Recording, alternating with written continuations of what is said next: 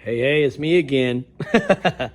All right, so we got the box apart, not all the way apart, but just I basically got it apart enough to get the evap coil out, and it basically just popped it loose. I had to use a little bit of heat over here. The box actually started to break because it was together really good on this side, so I'm gonna repair that when I put it all back together. But for the most part, it came apart. That's the only part that really got hurt. So no worries, we're gonna get all that straight when we reinstall it.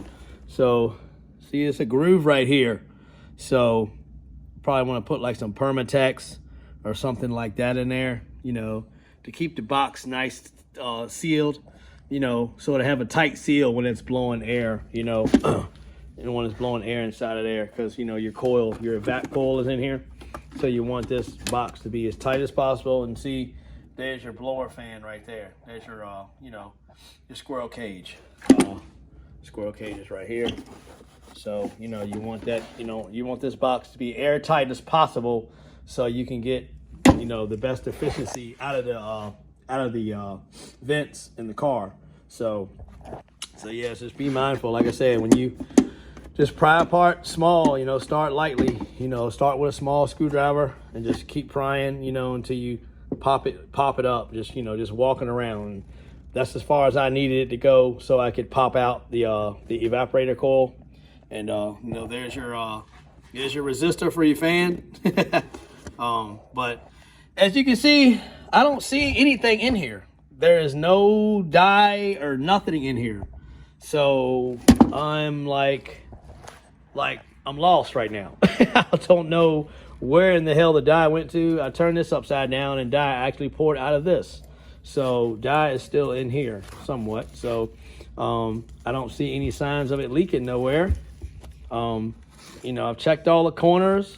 I've checked everywhere. I've put dye in this thing numerous times, and it keeps losing refrigerant. It don't take but like, a day and a half and it's gone. So it's all good. No worries. I'm kind of glad I took it apart anyway, so now I can put a new evap in it and a new heater core. So no big deal on that. Car's already down anyway, so what's a few more nuts and bolts, you know what I'm saying? So but yeah, we're gonna definitely figure out where this refrigerant is leaking at. Definitely got to find that. And so what I'm going to do is I'm going to find a way to pressure test this while I got it out. But then again, I might not even bother with this. I might just say hell with it and just put nitrogen, I might put the new evap coil in here and the new heater core and put it all back together and just do a nitrogen test on it and see if I can find a leak, at one of the lines, because I got the engine out of the car now, so I got full access to all the AC lines and the compressor and everything, so I can actually see where exactly the refrigerant is going. So yeah.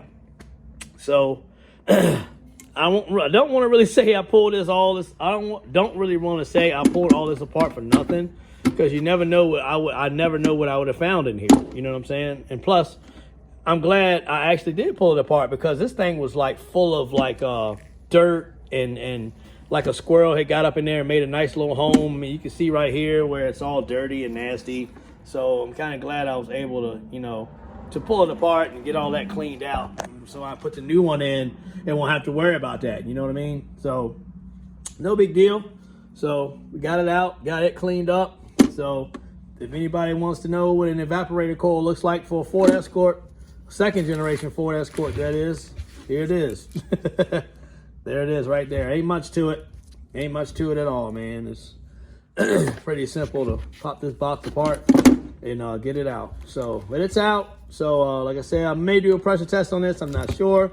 I mean, some of these, if you look close, some of the joints, like one of the, this joint here and the joint down here, it's got some questionable spots. But again, like I said, I don't see any green dye. I don't see any green dye at all. So it's got green dye in it for sure. So I checked to see, and then I dumped it out and it's still got green dye in it. So what we're gonna do is gonna do a pressure test on this bad boy. When I get it back together, I'm just gonna do a nitrogen test on this. If anybody that doesn't know, nitrogen is just it's compressed clean air. That's what it is.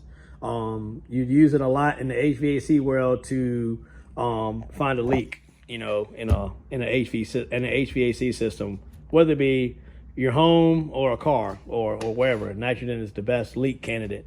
So I'm just probably gonna just pressurize this system when I get this bad boy all back together, pressurize it and see where it's leaking at. Like I say, I don't see any signs of the coil leaking nowhere.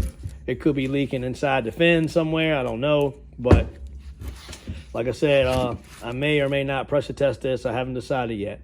So, but just wanted to, you know, share this video with y'all once I got the box apart, because I said I would. And like I said, I don't really see any signs of it leaking anywhere in there. So it's all good. You know, I didn't pull it apart for nothing. I still needed to get all the dirt and grime and stuff out of the inside of there, which I've cleaned it out pretty good now. So I feel better about that. So yeah. Well, we'll keep on trying to track down this leak, you know, while we're waiting on engine parts and stuff to come back and try to get this AC problem squared off. So once we get that straight, we'll be good to go. All right.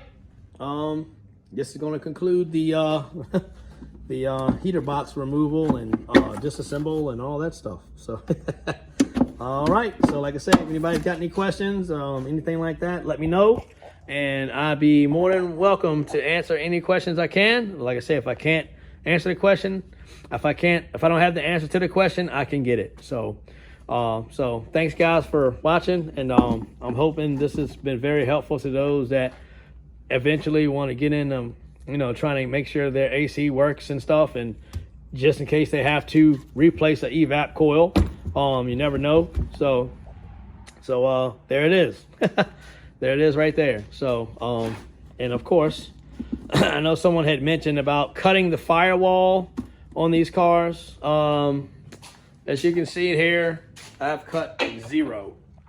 I have cut nothing at all. So if somebody says that any second gen Escort needs the firewall to be cut to take out the heater box or to even replace the heater core on first or second gen, or especially second gen, I have not done it on the first gen yet, but I just don't believe you need to cut a firewall to get a heater core out on a second gen Escort. I just had a few buddies have had the dashes out of them, and they never said anything about cutting the dash. So I mean, cutting the firewall. So yeah, and for that matter, just do it right, man. Just pull it all out, you know, and inspect everything. Make sure your heater box is clean.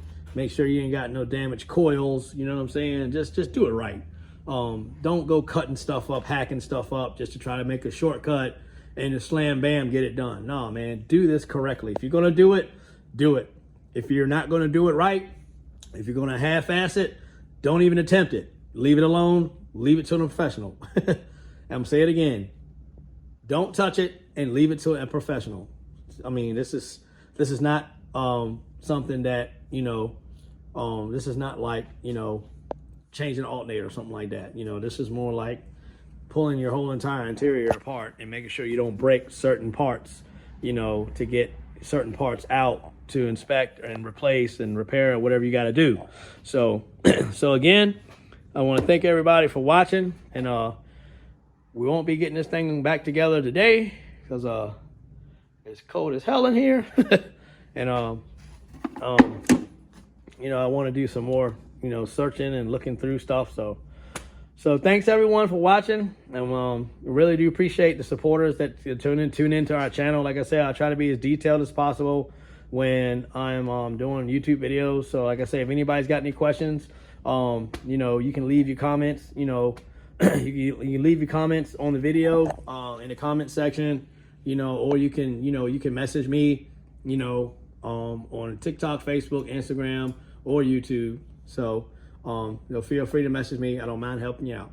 So all right guys, well, I'm gonna get on out of here and go home and kick back and go get some heat. So all right, talk to you guys later.